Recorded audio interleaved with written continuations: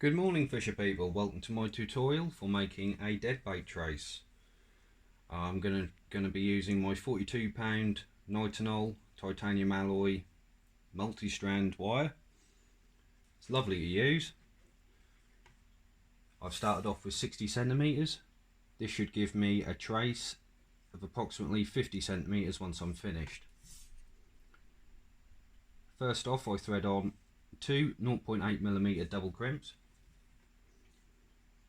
Then a number 5 swivel. Swivel is rated to 66 pounds, and I always triple pass the wire through the crimps.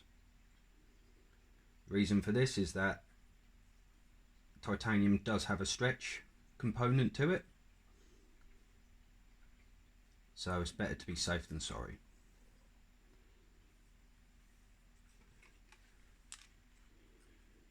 You can see it's just poking through the other end of the crimp there.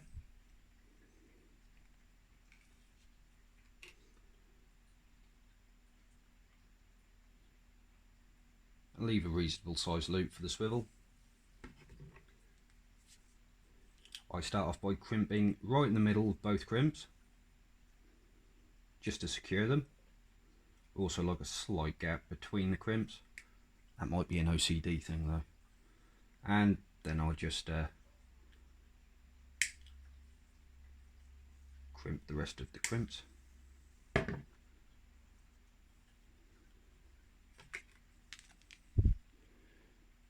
It looks like that. Then, as standard, I put on some black heat shrink, cover the swivel. Then I'll slide over a little bit of clear heat shrink. I'll explain the reason for this later.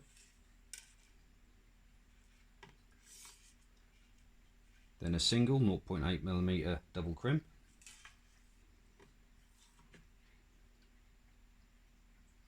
And a solid ring. Once again, I will triple pass. So go back up.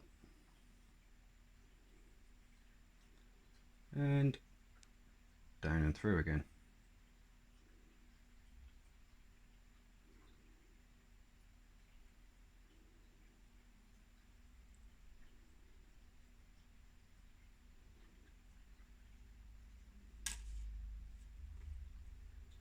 Then a little bit of red heat shrink.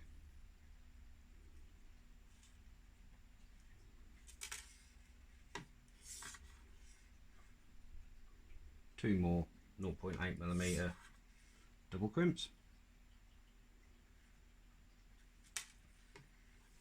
Another solid ring.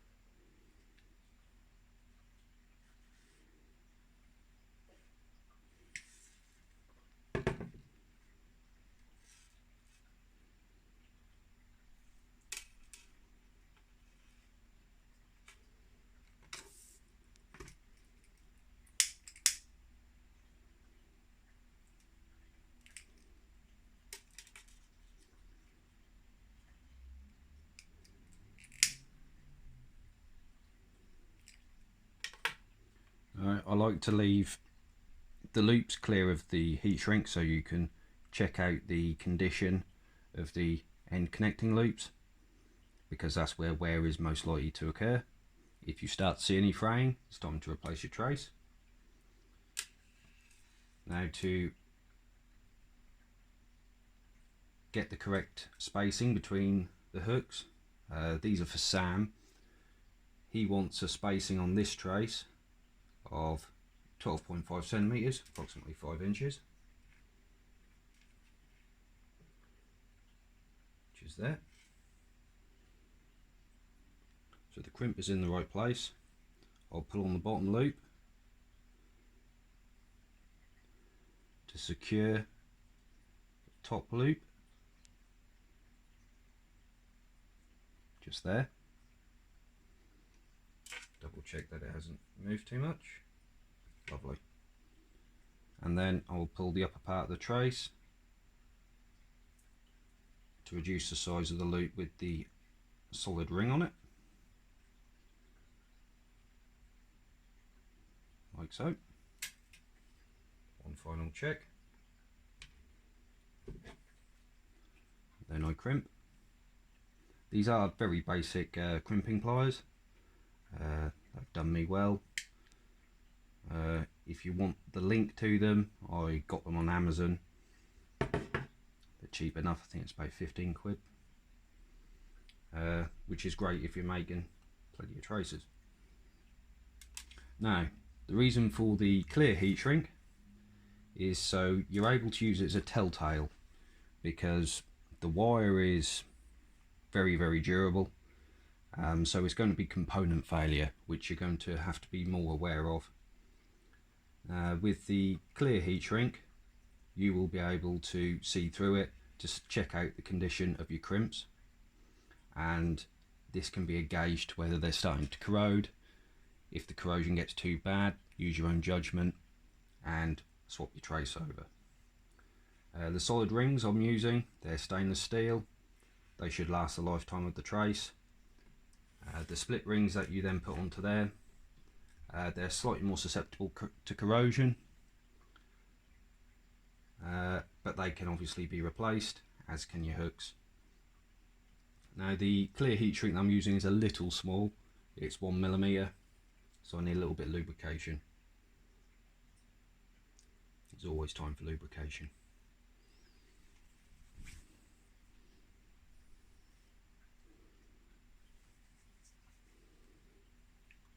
There we go. You see, that covers it quite nicely.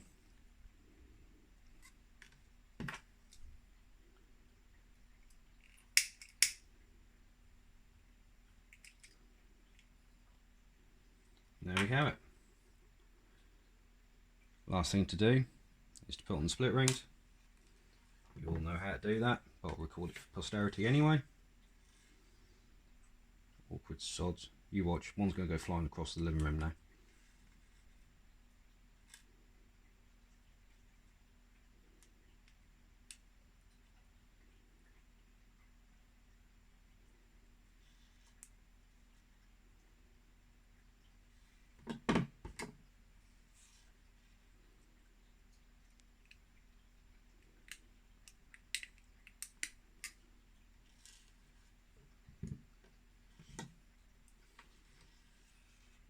Thankfully Sam doesn't want hooks on these, so you're not going to get to see me bleed.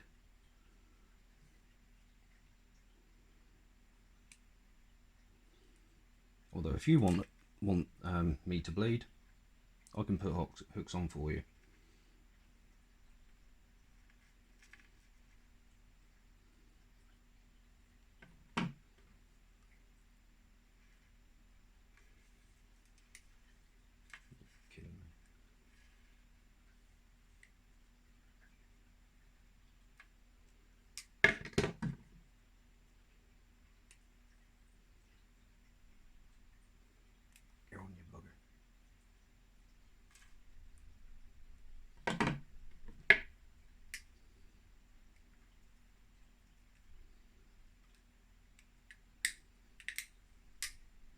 Right, that's complete.